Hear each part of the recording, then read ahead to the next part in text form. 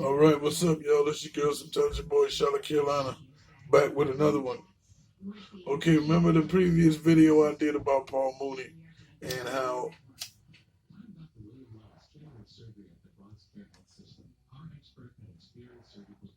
he's a famous black supremacist. And I think, just a theory of mine, that he was conspiring with certain people, like those people in that southern town that we not going to speak on because they come and get you. You know, them elite niggas. Y'all know what I'm talking about. Because y'all heard the Dave Chappelle story, so that he said about them niggas, them elite niggas, and how I said if Paul Mooney writes for you in some kind of way, it's going to be a takedown move. And now that he's done his job for white America, now it's time for them to take him down. But this is weird because why would this come out over 30 years later? It's back in the 70s. And then this nigga comes out talking about how Paul's supposed to fuck Richard's son when he was a minor. Then we find out it was during the JoJo Dancer times, which is around the 70s, late 70s. So he still was a teenager. And then he gonna say on TMZ, which we'll get to that clip in a minute, how if you were a teenager, how was it gonna be consensual? Nigga, you was 19, you wasn't 12 or 13. So I don't know where you get that from, but let's get into this clip and we get back to my commentary. Turn that down just a slight more, please. In there, please. Thank you. It won't be long. This is straight to the point. Fragile, okay, because Paul met Richard's son by that time. So Richard passed away in 2005. Where was his and Paul? Now, when they say fuck this son, they say that real like he just snuck up on him in a back alley and bent him over and fucked him to town. I doubt it. Nobody cares. My personal opinion is Paul Mooney gay. No, he could easily be bisexual because of those mannerisms and shit. Because he do got two sons, but that seemed like they did that. They did the real rapist, real Bill Cosby like, and I don't think it went that way at all. But let's continue. Relationship at that time. Well, from JoJo Dancer on, the relationship became fragile. Okay. Because Paul met Richard's son by that time. Okay. And he violated. And that's any man. If you violate their children like that. So Paul took advantage of this. That's stretching it too, because if it was my son, which I do have one, and my son said that he was fucked by somebody that wrote on my show was a close friend of mine, my first question would be, were you fucked or were you raped? Was this consensual or non-consensual? Now, if you done fucked him, and and I wouldn't say Richard Pryor would be the homophobic type, because you see a lot of rumors of him being bisexual, and that bit in his act about him fucking the tranny and all that, which is perfectly fine. But if you homophobic and you mad at him for just fucking your son, meaning that your son is now gay, and he don't know about it, so he come at you in a way like, oh, this nigga did something wrong to me, so that you could be on his side, even though he don't want to come out and say, hey, I'm gay or bisexual, I did some certain acts or whatever, then I can understand it. But if he raped your son, then yeah, we gonna bring the folks, we gonna call the gang, everybody gonna go through and do what we gotta be. That's just wrong. That's taking innocence. And a person said no, and no means no, whether you male or female. There is a one-way street in society, but it's actually a two-way. It can go both ways. So I don't think that would be horrible unless you're homophobic and you don't want bisexual, gay, or queer children, and you feel that this person has turned them in a certain way or your religious beliefs, then I could see that being a big problem. But if he's a grown man, 19, I mean, he's not legally grown 21, but he's legally grown enough to consent to being fucked in the booty. I don't see this being a big problem. And I don't see Richard being that mad that he would put $1 million on this nigga head for having a relationship with his son. That's like, oh, you don't want him fucking this type of girl, you gonna put $1 million on her head? No, I'm gonna put $1 million on this nigga head because he's a dude. I don't really see it as being that big of a problem, but you know how the internet is these days. They're gonna rehash it so we can do the Me Too movement. But I think this might be somebody in that society or organization that Dave Chappelle was talking about earlier, a couple years earlier. If y'all need to go get reference, please find it. Come back to this video. You'll know what I'm talking about. I think they were the Blue Blaze or something.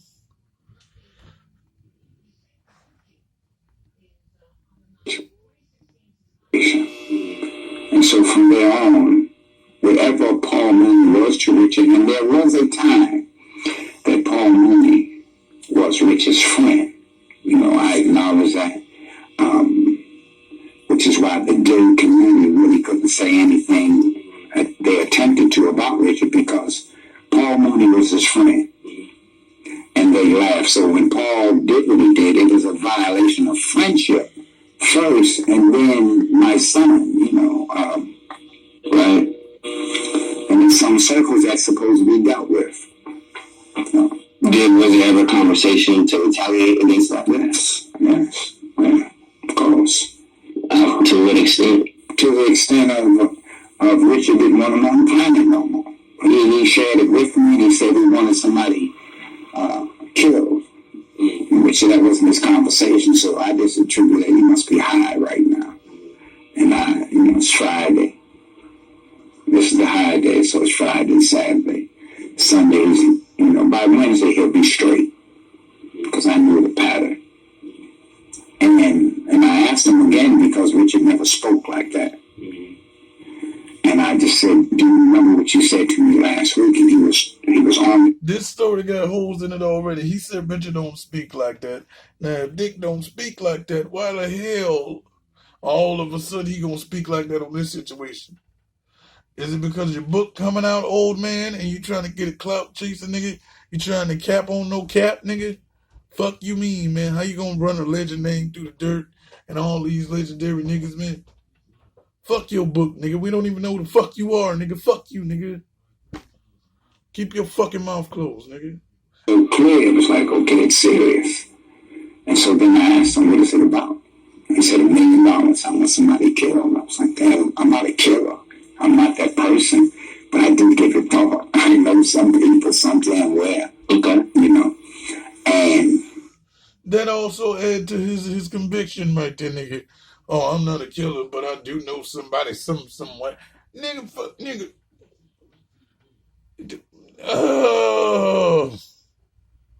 At that time, if you want a homosexual killed, you could just point.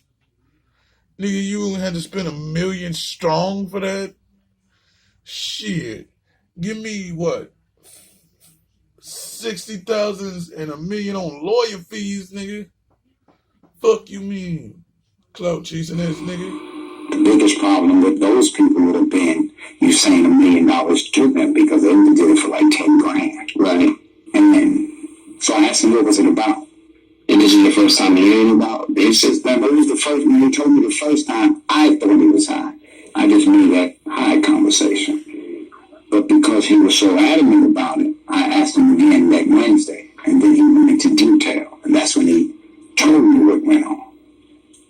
And he told me who did it. Mm-hmm. And he was hurt by it. Yeah, he was hurt because it happened to his son.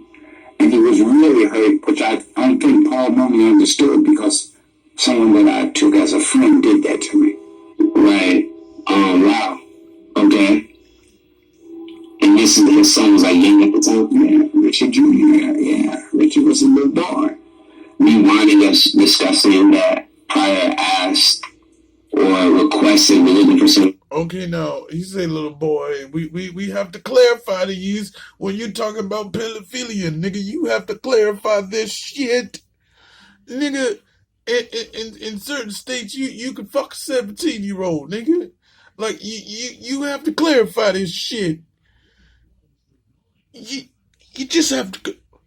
Where's Jay-Z when we need him? We need some clarity in this. A moment of clarity. The fuck you mean, man?" To pretty much put a hit on Paul for $1 million. It didn't, and years later, it did not happen. Was there a reason why? It didn't happen because Richard caught on fire. Richard burned. And that's what saved Paul Mooney's life today, present day, is because Richard caught on fire.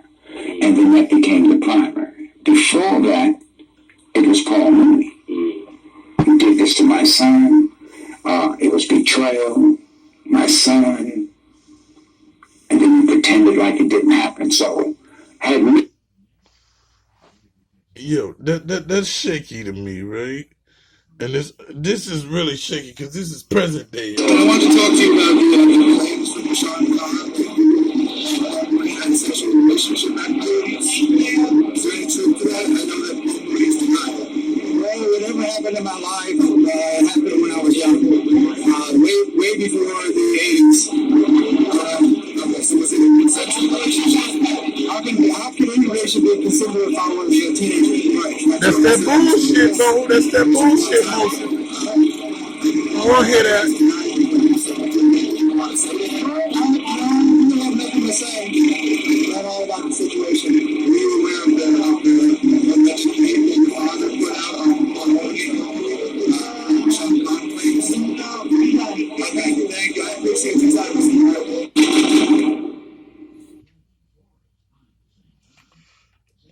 That's that bullshit. Then they want to ask you blatantly to snitch. Hey, are you aware of the hit they put up? Nigga. No, thank you. But let's go into some other commentary.